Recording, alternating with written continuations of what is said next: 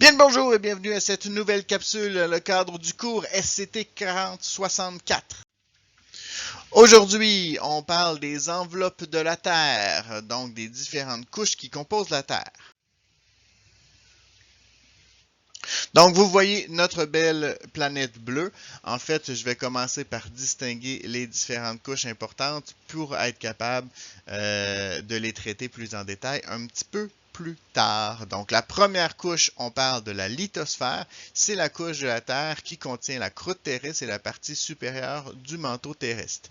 Donc, vous savez que la Terre est composée de différentes couches à l'intérieur. Donc, c'est vraiment la partie sur laquelle on vit. Au niveau de l'hydrosphère, c'est la couche de la Terre qui comprend tout ce qui est l'eau, en fait. Donc, on peut parler des cours d'eau, des lacs, des mers, des océans et de la nappe phréatique. Finalement, au niveau de l'atmosphère, c'est ce qui concerne l'air qui enveloppe la Terre. Donc, c'est la couche qui contient tous les gaz qui englobent la planète. Donc, on va reprendre ces différentes couches un petit peu plus en détail. Au niveau de la lithosphère, donc qu'est-ce qui peut en fait contaminer notre lithosphère? Bien, il y a plusieurs secteurs qui peuvent les contaminer. On peut parler du secteur industriel, minier ou agricole. Et évidemment, les composantes vont être différentes.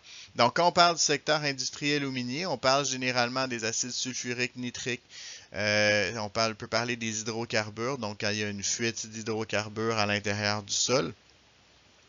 Vous pouvez penser par exemple à la tragédie du lac Mégantic où il y a eu un déversement de pétrole. Ça peut être une façon d'avoir une contamination du sol assez importante. On peut parler aussi des métaux lourds, donc tout ce qui concerne mercure, plomb, qui peuvent venir principalement des secteurs industriels. Et par la suite, des résidus industriels et miniers acides, donc c'est des résidus qui vont se retrouver à l'intérieur du sol. Qu'est-ce que ça crée, ce type de contaminant-là? Évidemment, ça peut créer une acidification des sols assez importante. On peut parler de la mort de micro-organismes qui peuvent être importants au niveau des différents cycles. On l'a vu plus tôt avec les cycles de l'azote, entre autres. On va le voir un peu plus tard aussi au niveau du cycle du phosphore. Donc, ça peut avoir une influence. Et aussi, évidemment, ça peut s'introduire à l'intérieur de la chaîne alimentaire, ce qui peut être très problématique. On va en parler un petit peu plus tard quand on va parler de la vie et donc de la biosphère. Au niveau du secteur agricole, eh bien, généralement, on peut penser aux herbicides, pesticides, aux engrais chimiques et aux fumiers qui peuvent être des polluants importants. Et donc, on peut aussi parler de la compaction des sols par la machinerie comme étant un problème au niveau de la lithosphère. En fait, ça en empêche l'eau et l'oxygène de rentrer dans les sols et donc ça peut nuire à la vie à l'intérieur des sols. On peut parler aussi de l'appauvrissement des sols, hein, quand on utilise toujours les mêmes plantes qu'on fait pousser aux mêmes endroits, eh bien je peux avoir une perte d'éléments nutritifs essentiels à la croissance de ces plantes-là et donc créer un problème au niveau de mes années futures, au niveau de la pousse de ces plantes-là. Et on peut aussi parler de l'ingestion des pesticides, herbicides et micro-organismes nuisibles, autant au niveau des animaux qu'à notre niveau aussi. Donc, vous vous souvenez, il y a quelques années, il y avait eu de l'E-coli dans la laitue romaine, par exemple. Donc, ça peut être aussi une contamination possible.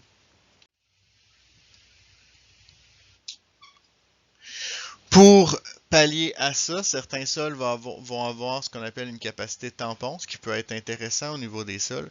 Donc, la capacité tampon, c'est quoi? C'est en fait un sol qui va avoir une tendance à contrôler les fluctuations de pH. Donc, si j'ai un déversement d'une substance acide ou d'une substance basique sur ces sols-là, on ne verra pas une très grande différence au niveau de la variation de pH.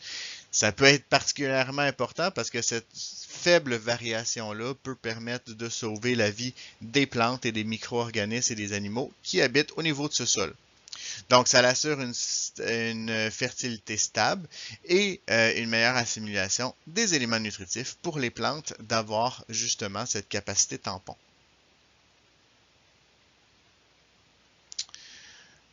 C'est important de traiter de deux autres secteurs qui peuvent être problématiques au niveau de la contamination des sols. On peut parler par exemple du secteur de la production d'énergie. Donc, vous pensez évidemment aux hydrocarbures parce qu'on avait parlé de la fuite d'hydrocarbures tantôt, mais on peut aussi penser aux réservoirs hydroélectriques.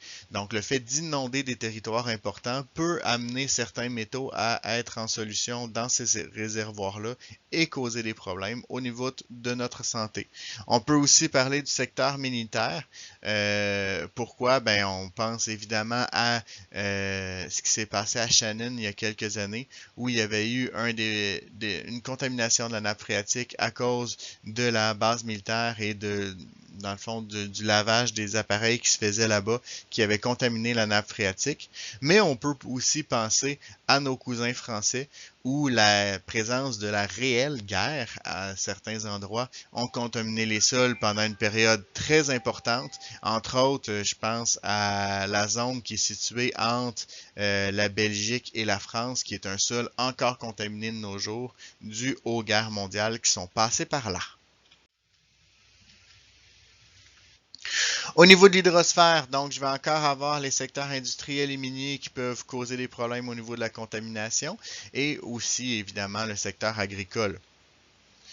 Donc, au niveau des secteurs industriels et miniers, on parle plutôt des mêmes types de substances. Donc, on peut parler des acides sulfuriques, nitriques, on peut parler des hydrocarbures. Je peux encore avoir une fuite. Je peux penser, par exemple, au déversement qu'il y avait eu il y a quelques années dans le golfe du Mexique, où c'était une plateforme pétrolière dans le fond, c'est une plateforme qui servait à retirer le pétrole du sol, qui avait eu une fuite très importante et qui avait causé une marée noire dans la région. Ce n'est qu'un seul exemple, mais il y en a plusieurs. On peut aussi parler encore une fois de la tragédie du lac Mégantic, où il y avait les hydrocarbures, c'était par la suite retrouvé dans la rivière. On peut parler évidemment des métaux lourds. J'en ai parlé sommairement quand je parlais des inondations euh, des bassins hydroélectriques, des réservoirs hydroélectriques. Et on peut parler de résidus industriels et miniers acides. En fait, ce qui va arriver, c'est que ça va être l'eau qui va assimiler les éléments qui sont dans les sols pour les amener dans la nappe phréatique et éventuellement dans les rivières et dans les lacs. On parle donc de l'acidification des cours d'eau, mais aussi de l'acidification des océans, qui est un problème majeur parce que l'acidification des océans cause, par exemple, la destruction des récifs coralliens. On peut parler de marée noire, j'en ai parlé un petit peu tantôt, et du souillage des côtes. On peut parler de l'empoisonnement et de l'engluage de certains animaux marins. De la baisse du niveau d'oxygène dû au réchauffement des cours d'eau, ça aussi c'est important parce que ce baisse de niveau d'oxygène va créer des problèmes au niveau de la respiration des poissons et des différents organismes qui sont présents dans le cours d'eau. Et on peut parler aussi de l'introduction dans la chaîne alimentaire de ces éléments-là via les planctons et les poissons. Au niveau du secteur agricole, bien, on reprend encore le même type de substance qu'on avait tantôt. Et ce que ça va causer principalement, c'est l'eutrophisation des cours d'eau. En fait, tous les engrais et toutes les substances qui peuvent agir à titre d'engrais, même si ce n'est pas des engrais, je pense par exemple à des fosses septiques qui peuvent être défectueuses, vont aider à la prolifération d'algues à l'intérieur des lacs et cette prolifération-là va finir par tellement étouffer le lac en empêchant par exemple le soleil de rentrer en profondeur, donc les rayons solaires de rentrer en profondeur à l'intérieur des lacs, ce qui va créer une perte d'oxygène au milieu du lac et éventuellement va transformer le lac en marécage. Donc ça crée un vieillissement précoce des différents étendues d'eau stagnantes et donc créer des problèmes majeurs.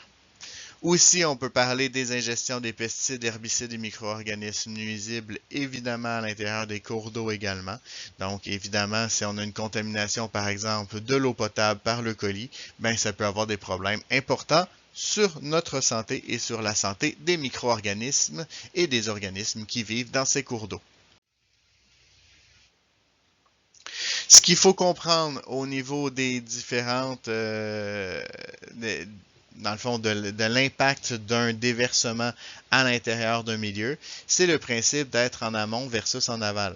Donc, si on est en amont, montagne, donc si on est en amont, on est plus haut, donc l'eau ne s'écoule pas vers nous. Donc, ça va éviter que la contamination se rende vers nous. Par contre, si on est en aval, à ce moment-là, on va avoir une contamination qui peut causer des problèmes.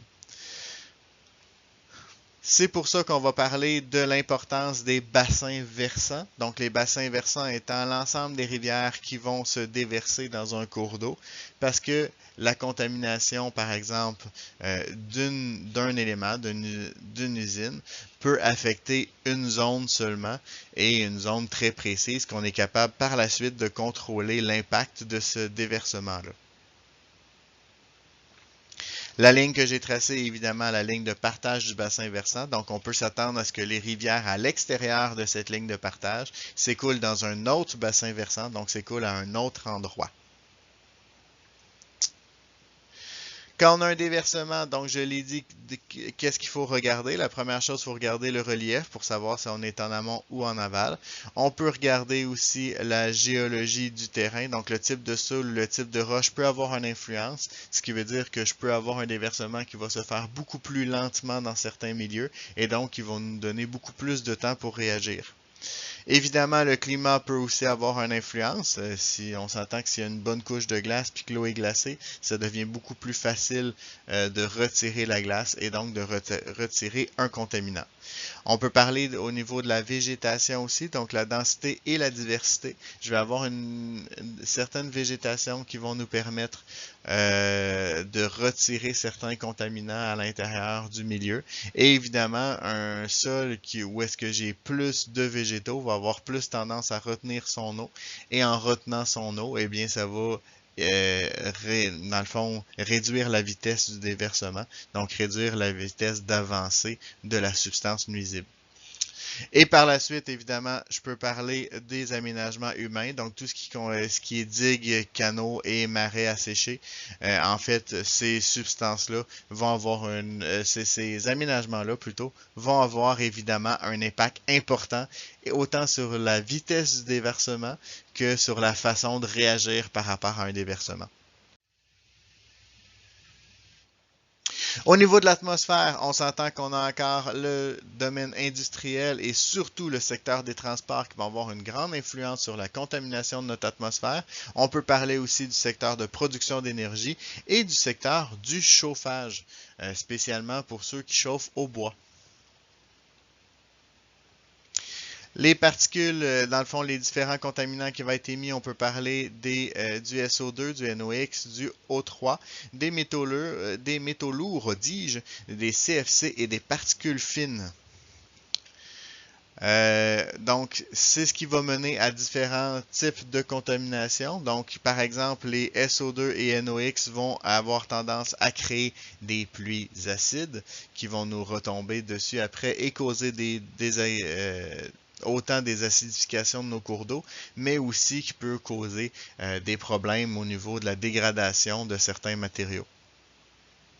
On a le smog, donc qui peut causer des maladies pulmonaires. Donc ça, c'est dans le fond, une accumulation de gaz qui vont se faire en basse atmosphère dû à certains éléments météorologiques et évidemment à l'émission des différents gaz. Ça va surtout se faire dans les grandes villes à cause de ça. Et je peux parler aussi de l'amincissement de la couche d'ozone, généralement causé par les CFC. Pour comprendre comment va agir ces gaz-là, donc où vont aller les gaz issus d'un problème écologique où il y a eu un contaminant qui a contaminé notre atmosphère, il faut évidemment comprendre le principe des vents. Donc, il existe des vents dominants qui vont agir au niveau de notre planète. Et vous voyez un peu l'effet des vents ici. Donc, je vais avoir des vents qui vont descendre à partir du pôle vers le 60e parallèle. Évidemment, au niveau du pôle, je vais avoir une zone de haute pression. Pourquoi j'ai une zone de haute pression à cet endroit? Bien, on sait que l'air froid descend. Donc, l'air froid va avoir tendance à s'écraser au sol et donc à augmenter la pression. C'est ce qui va me causer aussi une zone de basse pression au niveau du 60e parallèle parce que cet air froid-là va se réchauffer et donc va avoir tendance à remonter en atmosphère et donc vont créer un vide, entre guillemets, et une zone de basse pression. Au niveau de l'équateur, eh bien, l'air est très très chaud, donc elle va avoir tendance à s'élever dans les airs. Si elle s'élève dans les airs, je vais être dans une zone de basse pression. Et si je reviens au 30e parallèle, ben, l'air chaud s'étant refroidi en remontant vers le 30e parallèle, va avoir tendance à s'écraser au niveau du 30e parallèle et donc à créer une zone de haute pression. Tout ça, tous ces mouvements-là sont déviés. En fait, sont déviés par un effet qu'on appelle l'effet de Coriolis. C'est le principe selon lequel, si je m'assois, par exemple, dans une... vous vous souvenez, les vieux jeux quand on était jeune, des toupies. Donc, on s'assoyait dans le centre de la toupie et on faisait tourner la toupie et, dans le fond, ça tournait vite et on venait tout étourdi. Eh bien, si je suis situé dans le centre de la toupie et que je lance une balle vers le bord de la toupie, ma balle ne se dirigera pas en ligne droite. Et c'est ce qu'on appelle l'effet Coriolis. Donc, l'effet Coriolis va faire dévier ces vents-là, ce qui fait que si vous remarquez, par exemple, à notre niveau, les vents proviennent du sud-ouest et vont se diriger vers le nord-est. Donc, c'est ce qui va créer le fait que les vents ne sont pas verticaux, mais bien obliques au niveau de notre planète. Au niveau des cellules, il existe les cellules polaires qui sont évidemment au pôle. C'est les cellules que vous voyez ici identifiées par les flèches. Les cellules de Halley qui se retrouvent au centre et les cellules de Ferrel qui se retrouvent en fait entre la cellule polaire et la cellule de Halley. Et finalement, j'ai les courants G. En fait, c'est des courants qui se situent en plus haute atmosphère et qui se situent vraiment au niveau du 30e et du 60e parallèle. Pourquoi ces vents-là sont importants? En fait, sont particulièrement importants dans ce qui concerne le transport aérien. Donc, on va utiliser ces courants G-là pour diminuer le temps pour, par exemple, partir de Montréal et se rendre à Paris. Donc, on va passer par les courants G pour aller plus vite. À notre niveau à nous, donc au niveau de l'Amérique du Nord, nos vents dominants, comme je l'ai dit plus tôt, viennent du sud-ouest, ce qui veut dire que nos vents vont provenir de la région de Toronto, Détroit, Chicago et compagnie. Et donc, les pluies acides qui nous tombent sur la tête, ben c'est de leur faute. Là, on peut paraître bien fin, mais en fait, nous, nos polluants qu'on va émettre en atmosphère vont retomber sur Terre-Neuve, fait qu'on n'est pas bien mieux.